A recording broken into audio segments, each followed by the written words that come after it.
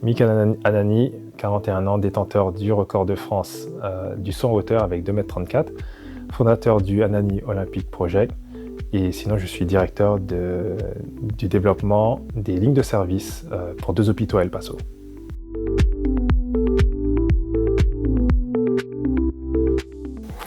Alors, j'ai deux moments qui m'ont marqué durant ma carrière. Ça a été le premier, ça a été lors de mon record de France en 2014.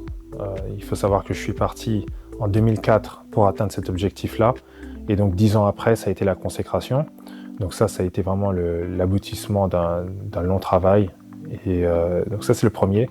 Et le deuxième, ça a été les médailles que j'ai pu avoir au niveau international, notamment la médaille de bronze au championnat d'Europe en 2012. Et je dirais aussi la participation aux Jeux Olympiques.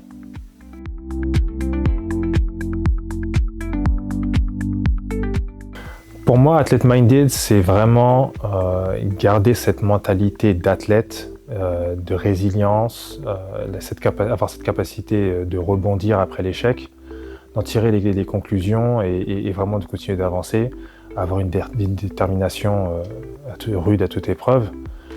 Et puis c'est avoir cette mentalité-là et de pouvoir l'appliquer dans plusieurs domaines, et notamment dans celui du monde du travail. Athlete Minded, pour moi, c'est ça.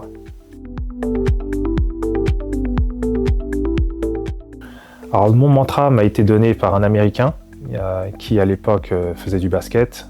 J'ai fait du basket en parallèle de l'athlétisme dans ma jeunesse. Et cet Américain était venu et il nous avait dit que son mantra, lui, c'était NNNGU. Ce qui veut dire Never, Never, Never Give Up. Et ce mantra, il est resté avec moi ancré dans ma tête jusqu'à présent. Et justement, ça illustre vraiment cette résilience que j'ai et que j'ai eue toute ma carrière. Et je l'applique maintenant, je le transmets aussi à mes enfants. Donc voilà, c'est ne jamais rien lâcher.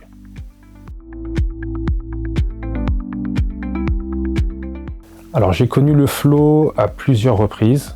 Mais j'ai un exemple qui me vient en tête actuellement, c'est lors des championnats du monde en 2009 où j'étais dos au mur. C'était soit j'accédais à la finale et je continuais ma carrière, soit j'arrêtais. Et donc je me suis mis un petit peu dans ce mode de flow où je me suis dit de toute façon j'ai bossé, je sais sauter, il ne peut rien m'arriver. Et à ce moment-là j'ai pris en main, on va dire, mon destin. J'ai fait confiance aussi au destin, je me suis fait confiance et je me suis dit de toute façon qu'il ne pouvait rien m'arriver. Donc je suis passé en finale et en finale, moi qui d'habitude je suis un sauteur qui n'arrive pas à sauter dans des conditions pluvieuses, ce jour-là il pleuvait des cordes et ça ne m'a pas affecté parce que pour moi je dominais ma situation, je ne pouvais que gagner en soi, je ne pouvais pas perdre et donc ce jour-là j'ai tout maîtrisé. J'ai pu atteindre la 5e place des championnats du monde, mais vraiment dans des conditions très difficiles. Sinon, je peux faire le parallèle avec le travail ou dans la négociation, dans le fait d'amener un projet. Je peux maîtriser la conversation, amener la conversation sur des terrains qui, moi, me sont favorables. Et dans ce cas-là, je maîtrise vraiment pleinement mon sujet et j'arrive à mes fins.